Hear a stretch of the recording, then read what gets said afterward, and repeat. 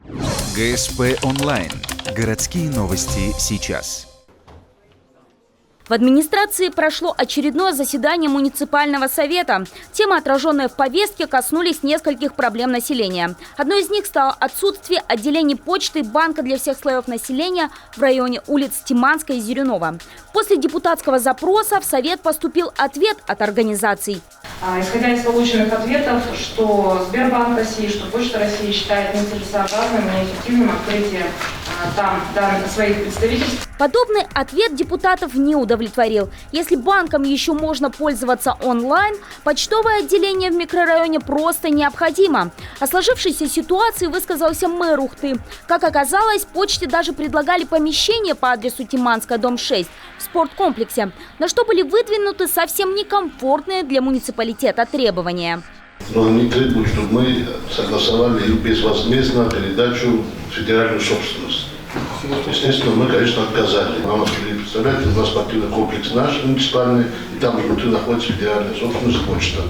На заседании было принято решение, во-первых, донести информацию до горожан, тем самым указав на то, что организации не совсем ориентированы на нужды населения, ну и в очередной раз писать депутатские, уже общие от совета, запросы.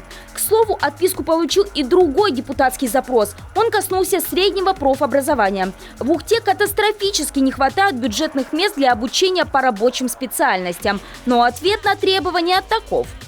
Выделение бюджетных ассигнований на подготовку квалифицированных рабочих служащих по невостребованным у работодателей МУГУ Ухта и МОМР Сосногорск направлениям подготовки является неэффективным и нецелесообразным использованием бюджетных средств. Как отмечают местные депутаты, еще на выездном заседании, прошедшем в Ухте в августе, было понятно, что ситуацию трактуют на уровне региона необъективно.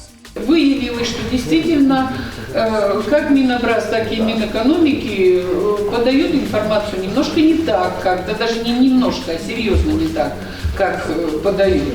И отсюда получается, что действительно Ухте требуется не меньше 200 человек в год подготовки рабочих кадров.